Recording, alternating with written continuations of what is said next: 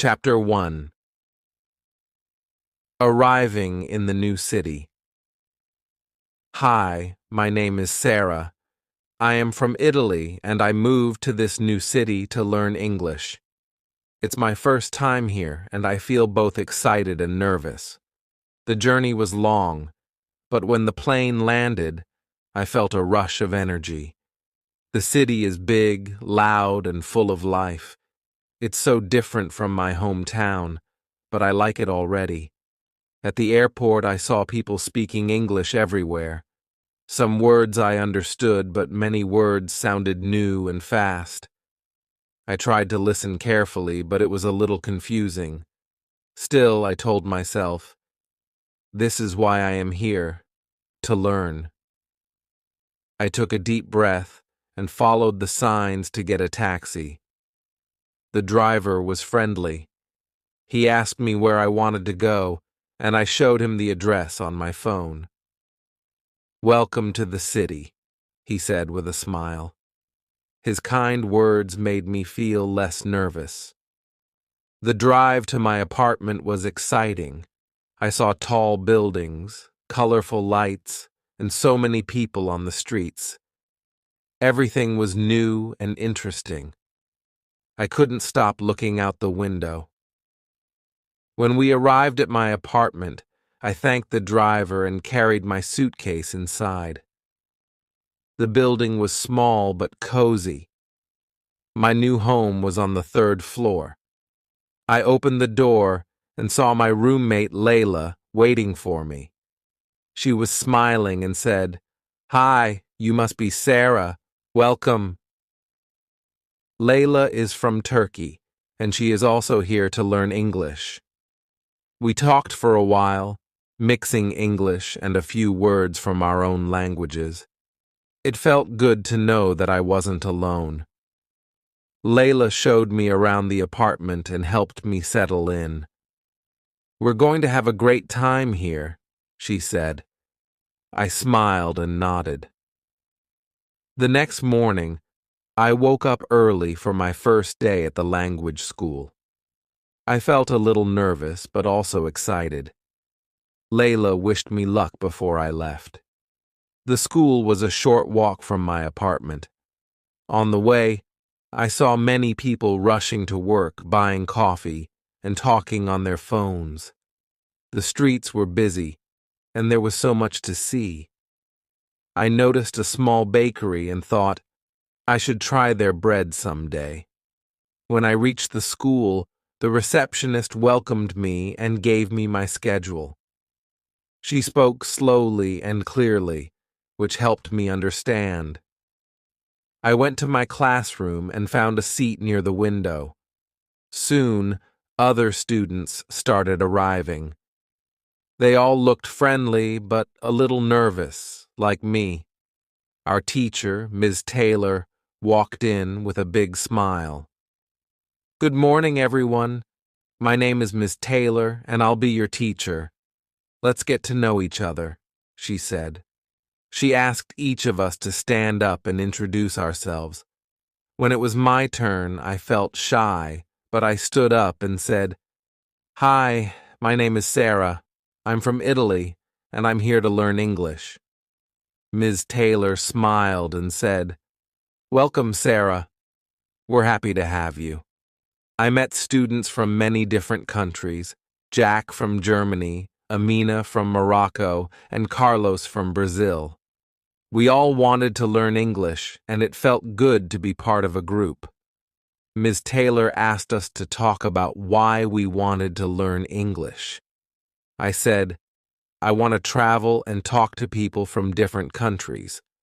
Amina said she wanted to get a better job, and Jack said he loved English movies and wanted to understand them without subtitles. After class, I walked home feeling happy. The first day was better than I expected. Layla and I cooked dinner together that evening. We practiced English while we cooked. "Pass me the salt, please," she said. "Here you go," I replied. We laughed and talked about our day. It was a simple but fun moment. As I lay in bed that night, I thought about my first day. I knew I had a lot to learn, but I also knew I was in the right place. This city, this school, and these new experiences were the beginning of my journey. I felt excited to see what tomorrow would bring. Chapter 2. Making New Friends. The second day started with a bright morning. I woke up early, eager to go back to school. Layla was already up, sipping her coffee and reading a book. "Good morning, Sarah," she said. "Ready for day 2? I nodded, smiling. I grabbed a quick breakfast and headed out the door. The walk to school felt familiar now, and I noticed new things. A street musician playing the guitar, a woman selling flowers, and children laughing on their way to school. When I arrived at the classroom, I saw some of my classmates chatting. Jack waved at me and said, "Hi, Sarah, how are you?" I smiled and replied, "I'm good, thank you. How are you?" It felt nice to speak English, even if the sentences were simple. Miss Taylor walked in and greeted everyone. "Good morning. Today we'll focus on conversations. Let's learn how to talk about ourselves and ask questions." Ms. Taylor paired us up for an activity. I was paired with Carlos. "Hi, Sarah," he said. "Nice to meet you again." "Nice to meet you too," I replied. Ms. Taylor gave us a list of questions to practice, like, "Where are you from?" and "What do you like to do?" Carlos and I took turns asking and answering. I learned that he loved football and wanted to visit Italy someday. I told him about my favorite Italian dishes, and he said he wanted to try them all. After the activity, Ms. Taylor asked us to share what we learned about our partners. "Carlos loves football and wants to visit Italy," I said. Everyone laughed when Carlos added, "and eat all the pasta." The class felt warm and friendly, and I started to feel more comfortable speaking English. During the break, Amina came over and said, "Hi, Sarah. Do you want to join us?" She was sitting with a group of classmates, and I happily joined them. We talked about our home countries and our first impressions of the city. Amina shared stories about Morocco's beautiful deserts, and Hiroshi, another classmate, told us about Japan's cherry blossoms. It was amazing to hear about different cultures while practicing English. In the afternoon, we had a group activity. Ms. Taylor gave us a topic: your favorite memory. Each group had to discuss and share their memories. Our group included Jack, Amina, and Carlos. I shared a story about visiting Venice with my family and taking a gondola ride. Jack talked about a hiking trip in the German Alps. Amina described a big family gathering, and Carlos told us about his first football match. We laughed and listened, learning not just English, but also about each other. After class, Amina and I decided to grab coffee at a nearby cafe. The place was cozy, with soft music playing in the background.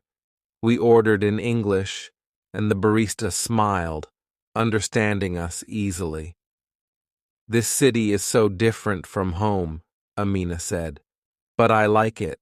Everyone is so kind." I agreed, sharing how I loved the energy of the city and how much I was learning. As we sipped our coffee, we talked about our goals. Amina wanted to work in international business, and I shared my dream of becoming a travel writer. "That's amazing," she said. "You'll get to see the world and share your stories." Her encouragement made me feel confident. That evening, Layla and I decided to explore the neighborhood. We found a small park with a playground and a fountain. Children were playing, and some adults were jogging or walking their dogs. It was peaceful, and we sat on a bench, talking about our day. Layla told me about her classmates and how she practiced speaking with them. "It's not easy," she said, "but every day I feel a little better." Before heading home, we stopped by a bakery we had noticed earlier. The smell of fresh bread and pastries filled the air. We bought some croissants for breakfast and chatted with the baker, who was kind and patient with our English. It was another small but meaningful moment. At home, I reflected on the day. I had made new friends, learned more English, and experienced the joy of connecting with people. It felt like the city was becoming less strange and more familiar. I was no longer just a visitor. I was starting to feel like I belonged. With a smile, I drifted off to sleep, ready for whatever tomorrow would bring. Chapter 3. Exploring the City. The weekend arrived, and I was excited to explore the city. Layla and I had made plans to visit some famous spots and experience more of what this bustling place had to offer. The morning was crisp and sunny as we set out. "Where should we go first?" Layla asked. I pulled out a small map and pointed to the main square. "Let's start here," I said. "We can explore from there." The square was alive with activity. Street performers played music, vendors sold colorful souvenirs, and tourists gathered to take pictures. A man was playing the violin near a fountain, and his music filled the air. "This is beautiful," Layla said. I nodded, mesmerized by the sound. We took a few pictures and then decided to visit a nearby market. The market was bustling with energy. There were stalls selling fruits, vegetables, clothes, and handmade crafts. Layla stopped at a stall selling scarves. She picked up a bright red one and asked, "How much is this?" The vendor smiled and said, $15. Layla handed him the money, and he wrapped the scarf for her. "This will remind me of today," she said with a grin. As we wandered through the market, we practiced speaking English with the vendors. I bought a small notebook to jot down my thoughts and memories. "Do you write often?" the vendor asked. "Yes, I love writing," I replied. It felt good to have a short conversation and use the language I was learning. After the market, we decided to grab lunch at a small cafe nearby. The menu was in English, and we took our time reading it. "What will you have?" Layla asked. "Maybe a sandwich and some tea," I said. We placed our orders and enjoyed the cozy atmosphere of the cafe. The food was delicious, and we practiced more English while talking about our plans for the rest of the day. In the afternoon, we visited a park Layla had read about. It was large and filled with people enjoying the sunny weather. There were kids playing, couples walking hand in hand, and families having picnics. We found a quiet spot under a tree and sat down. "This is nice," Layla said. "It feels peaceful here." We practiced describing what we saw in English. "The children are playing with a ball," I said. "The trees are tall and green," Layla added. It was a simple exercise, but it helped us notice our surroundings and use new words. We also tried talking about our favorite parks back home. Layla told me about a park near her house in Cairo, and I described a park I loved in Madrid. As the day went on, we decided to visit a bookstore we had seen earlier. The store was quiet and smelled of books and coffee. I was drawn to the section for English learners. "Look at this," I said, picking up a book with simple stories for beginners. "This could help us practice." Layla found a book of English idioms and laughed as she flipped through it. "Some of these are so funny," she said. We each bought a book and promised to share what we learned. On the way back, we talked about how much we had already improved. "I feel like I can understand more," Layla said. "Me too," I agreed. "And it's nice to practice in real-life situations." In the evening, we decided to cook dinner together. We had bought some fresh vegetables and pasta at the market. As we cooked, we continued practicing English. "Can you pass me the salt?" Layla asked. "Here it is," I replied. We laughed when we made mistakes, helping each other find the right words. After dinner, we sat down with our new books. Layla read out some idioms, and we tried to guess their meanings. "Break the ice," she said. "It means to start a conversation," I guessed. She nodded, smiling. "Exactly." It was a fun way to learn and end the day. As I got ready for bed, I thought about everything we had done. Exploring the city, practicing English, and making memories with a new friend. It felt like I was truly living in the moment. I knew there was so much more to discover, and I was eager for what the next day would bring. With that thought, I drifted off to sleep, feeling happy and content. Chapter 4. Joining a New Club. A few days later, Layla told me about an English-speaking club she had heard about. "It's a group that meets every week to practice English," she said excitedly. "We should join. It could help us improve and make new friends." I hesitated for a moment, but then agreed. The idea of practicing English in a group sounded both exciting and a little nerve-wracking. The club met on Saturday afternoons at a local community center. When we arrived, the room was already filled with people chatting in English. Some were beginners like us, while others spoke fluently. A friendly woman named Emma greeted us at the door.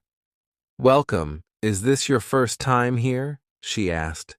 "Yes," I replied. "We're new to the city and looking to practice English." Emma smiled warmly. "You've come to the right place. We're glad to have you here." The session began with a short introduction.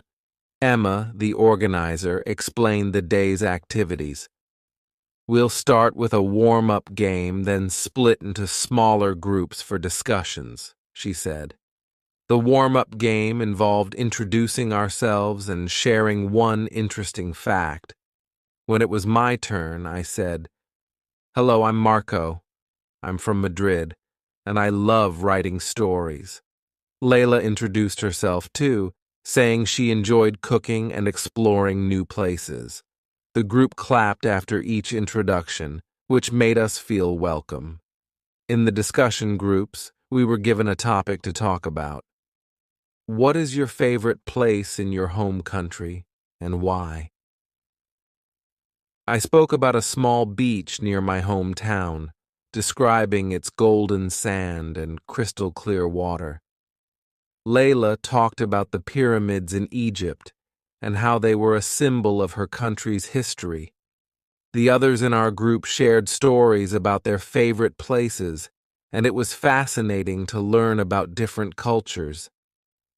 Even though we made mistakes while speaking, everyone was supportive and patient.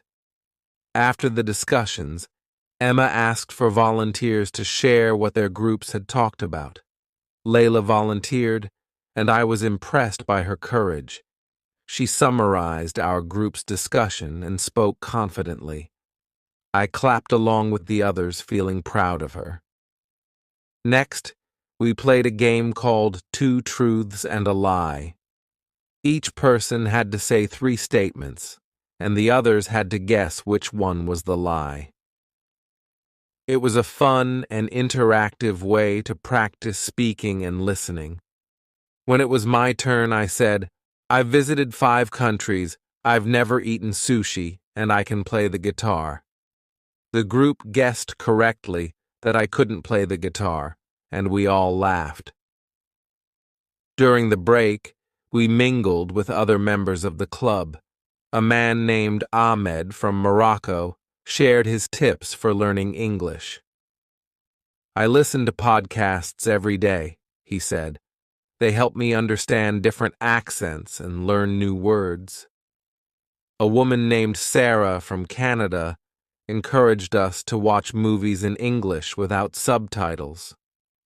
"It's hard at first, but it gets easier," she assured us. After the break, we had a role-playing activity. Each pair was given a scenario to act out in English. Layla and I had to pretend we were shopping in a store. "Excuse me, how much is this shirt?" I asked, pretending to be the customer. Layla, playing the shop assistant, replied, "It's $20. Would you like to try it on?" We stumbled a bit, but managed to complete the dialogue. The group clapped and gave us feedback, which helped us learn. As the session came to an end, Emma encouraged us to come back next week. "Practice makes perfect," she said. "The more you speak, the more confident you'll become." Layla and I agreed that we would return. We thanked Emma and said goodbye to the friends we had made that day. On the way home, we talked about how much we had learned. "It's so nice to meet people who are also learning English," Layla said. "It makes me feel less alone." I nodded. "And it's fun to practice in a group. I feel more confident already." That evening, I wrote about our experience in my journal. Joining the club had been a big step, and I was proud of us for taking it. I looked forward to the next session and the chance to learn even more. For the first time, I felt that speaking English was not just a goal, but an exciting journey filled with opportunities and new friendships. Chapter 5. Exploring the City.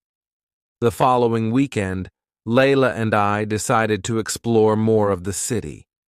We wanted to practice our English by interacting with people in real-life situations. Layla suggested we visit the downtown area, which was known for its markets, cafes, and cultural attractions. We started our day at a bustling street market. The air was filled with the aroma of freshly baked bread, roasted coffee, and street food. Each stall offered something unique: handmade jewelry, colorful scarves, books, and fresh produce. Layla and I decided to try speaking English with the vendors. At one stall, I saw a beautiful journal with a leather cover. "Excuse me," I said to the vendor, "how much is this journal?" The man smiled and replied, "It's $10. Would you like to buy it?" I nodded and said, "Yes, please." "It's perfect for writing my stories." As I handed him the money, he said, "Good choice. Enjoy your writing." I felt a small boost of confidence from the interaction. Layla stopped at a fruit stand where the vendor was selling ripe strawberries. "How much are these?" she asked. "They're $3 per box," the woman replied. Layla smiled and said, "I'll take 2 boxes, please." After buying the strawberries, she turned to me and said, "That wasn't so hard, was it?" I laughed and agreed. Each small conversation felt like a step forward. After the market, we walked to a nearby cafe for lunch. It was a cozy place with wooden tables and large windows that let in plenty of sunlight. We looked at the menu and practiced reading the names of dishes out loud. When the waiter came to take our order, I said, "I'll have the chicken sandwich and a cup of tea, please." Layla ordered a salad and an iced coffee. The waiter smiled and said, "Great choices. I'll bring your order soon." While we waited for our food, Layla and I talked about our favorite dishes from our home countries. She described the flavors of Egyptian koshari, a dish made with rice, lentils, and pasta. I told her about Spanish paella, a flavorful rice dish with seafood. We realized that sharing our cultures was another way to practice English. After lunch, we visited a museum nearby. The exhibits showcased the history and culture of the city. At the entrance, we spoke to the receptionist to buy tickets. "2 tickets, please," I said. The receptionist handed us the tickets and gave us a brochure. "Enjoy your visit," she said warmly. Inside the museum, we walked through different galleries. There were artifacts, paintings, and photographs that told stories about the city's past. We read the descriptions in English, taking our time to understand the words. One exhibit featured a collection of old photographs. "Look at this one," Layla said, pointing to a black and white photo of a bustling market from decades ago. It's amazing to see how things have changed. We also joined a guided tour that was conducted in English. The guide spoke clearly, and we tried to follow along as she explained the significance of each exhibit. At the end of the tour, Layla asked a question about one of the paintings. The guide answered in detail, and I was impressed by Layla's confidence. As the day went on, we realized how much we had learned just by exploring the city. Every interaction, whether at the market, the cafe, or the museum, had been an opportunity to practice English. We felt proud of ourselves for stepping out of our comfort zones. On our way home, we stopped at a bookstore. Layla wanted to buy a book in English to improve her reading skills. After browsing for a while, she chose a beginner's novel. I picked up a book of short stories. The cashier complimented our choices, saying, "These are great books for learning English." That evening, we sat in our living room, reflecting on the day. "I feel like we learned a lot today," Layla said. "Not just English, but also about the city and its culture." I agreed. It's amazing how much you can gain from small conversations and experiences. Before going to bed, I wrote in my new journal about our day. Exploring the city had been more than just a fun outing. It had been a valuable lesson in language and confidence. I looked forward to more adventures and more opportunities to grow, both as a language learner and as a person. Chapter 6. A New Beginning. The following week, Layla and I began to feel more at home in the city. Each day brought new opportunities to practice English and grow more confident. We decided to set goals for ourselves to stay motivated. Layla's goal was to improve her pronunciation, while mine was to expand my vocabulary. Our language school was bustling with activities. Ms. Carter announced a class project where we would work in groups to create a presentation about our home countries. Layla and I teamed up with Marco from Italy and Priya from India. We spent the week preparing, gathering pictures, and practicing our speeches. One afternoon, we met at the library to finalize our project. Layla showed a picture of the pyramids and said, "This is the Great Pyramid of Giza, one of the 7 wonders of the ancient world." Marco shared a photo of Venice and explained, "This is the Grand Canal. It is like a water street, and people use boats instead of cars." Priya described the colorful festivals in India, saying, "This is Diwali, the festival of lights. It's a time for family, food, and celebrations." When it was my turn, I talked about the famous beaches in Spain. "This is Costa del Sol," I said, showing a picture of golden sand and clear blue water. "It's a place where people go to relax and enjoy the sun." As we practiced, we helped each other with pronunciation and grammar. It was a fun and educational experience. On the day of the presentation, I felt nervous but prepared. Our group went last. As I stood in front of the class, I took a deep breath and began my part. "Spain is known for its beautiful beaches, delicious food, and vibrant culture," I said. The words flowed more easily than I expected, and I felt proud of my progress. Our classmates clapped when we finished, and Ms. Carter praised our teamwork and effort. That evening, Layla and I decided to celebrate. We cooked dinner together, a mix of dishes from our home countries.